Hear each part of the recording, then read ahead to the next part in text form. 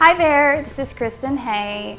Today I'm going to show you how I make sprouted wheat bread in the bread machine because it's such an easy method, and I'll tell you all about why I use sprouted flour and why bread making is so important to me.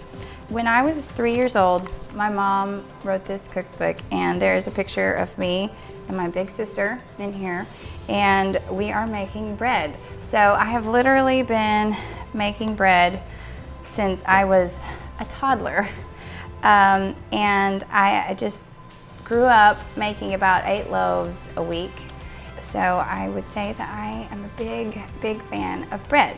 However, I always used to grind my own wheat and make it that way, but my husband wanted to start eating healthier. Well, I know most people think whole wheat flour is healthy, but a healthier version of whole wheat flour is sprouted flour. And the reason that sprouted flour is so much healthier than just regular whole wheat flour is because once the grain is sprouted, it actually becomes more like a vegetable. So it's just naturally lower carb, which is nice. My husband always jokes when he eats my bread that he's getting his vegetables in. So you just don't have to feel bad about eating bread, in case you do feel bad about eating bread. So that is the great thing about sprouted flour. So it's not going to spike your blood sugar like a normal flour would. When I was growing up, I only used the Bosch bread maker to make my bread. Like I said, I made 8 loaves at a time, and it was just a lot more work than I really wanted to go into. So when we got married, I told my husband that I would like to have a bread machine. So he actually gave me my first bread machine, which is still running and going strong today, for Christmas, our first Christmas. And it has been one of my most used appliances all these years, and we've been married almost 18 years. So why would you want to use a bread machine as opposed to a regular mixer? Well, the reason why I like the bread machine so much is because I do it on the dough cycle. I do not do it on the normal bread machine cycle. When the bread machine does the entire process of kneading and rising and baking, I feel like it makes a very inferior loaf of bread. The crust is thick and hard, it's weird shaped, and it only makes one loaf. Whereas if I do on the dough cycle, then all it does for me is it kneads it and it does the first rise. So then all I have to do is punch it down and transfer it to pans, and then I'll do the next rise in the oven and bake it in the oven. So it's really, really simple. It literally takes me about 5 minutes of my active time to make 2 loaves of bread.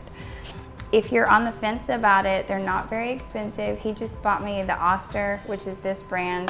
This is a newer version, but they're about $60. So about 5 years ago, my husband and I had all these friends that had started eating Trim Healthy Mama. It's a lifestyle change, and they were having great results. They were losing weight, they were feeling great, and so he begged me to start cooking some of those recipes for him because he was wanting to lose some weight. So sprouted bread is on plan on Trim Healthy Mama, but at the time you could really only buy a couple of brands, and they weren't my favorite. They just weren't that soft homemade texture, and they weren't as fluffy, and they just were disappointing. So I one day was reading online, and somebody mentioned that they had made their own sprouted bread, and that completely intrigued me because I didn't even know that you could buy sprouted flour to make your own. So I ordered sprouted flour, and I began a journey of making what I consider the perfect, fluffy, soft loaf of sprouted flour bread. And I had a lot of trial and error, and I came up with what I think is a really good combination of ingredients to achieve the softest, fluffiest loaf that I can. So it begins with 2 cups of warm water, and then 2 tablespoons of warm water.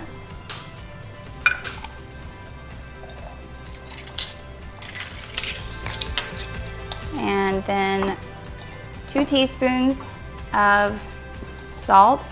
This is a Celtic sea salt.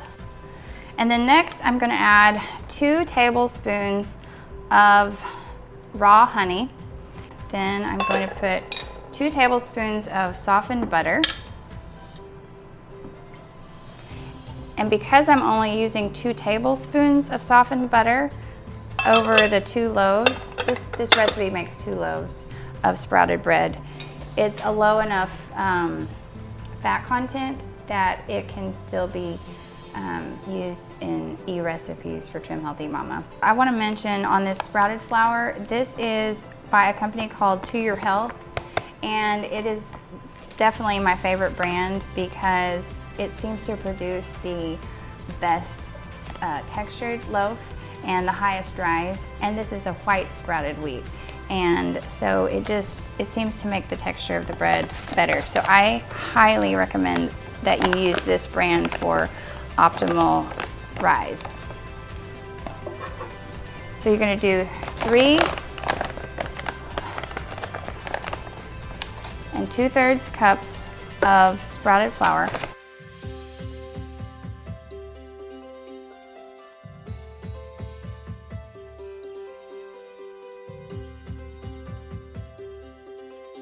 And I am just using my hand to flatten it on the top, but you can use a knife if you want to. I use 1/3 cup of regular whole wheat flour.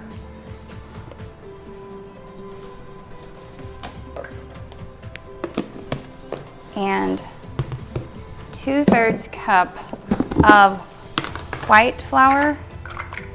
This is nothing special. This is just white flour from Walmart, but it's such a small amount when spread out over the 2 loaves.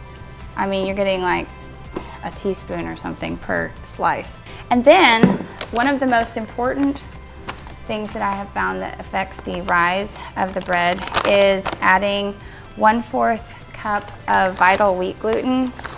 For whatever reason, this just really helps the bread to rise nicely.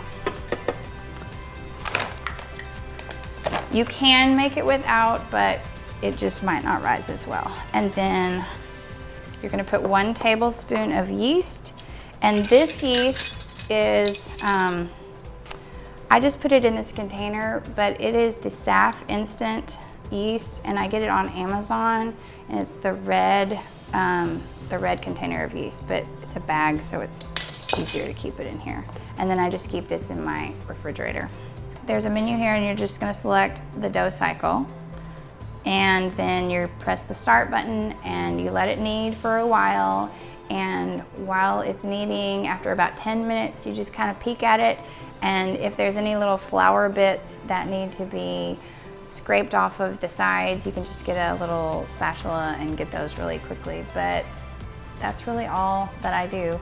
And then you just leave it alone for 1.5 hours is what the dough cycle is. So once that is done, it will beep. So here's what the bread looks like once it has risen in the bread machine after the dough cycle is complete. It's actually falling a little bit because it was so high and fluffy that it stuck to the top here, which is great. It's a great sign. So what you want to do now is you want to punch it down, a few good punches just like that, and it's going to look deflated like this. And then I like to drizzle a little bit of olive oil in here.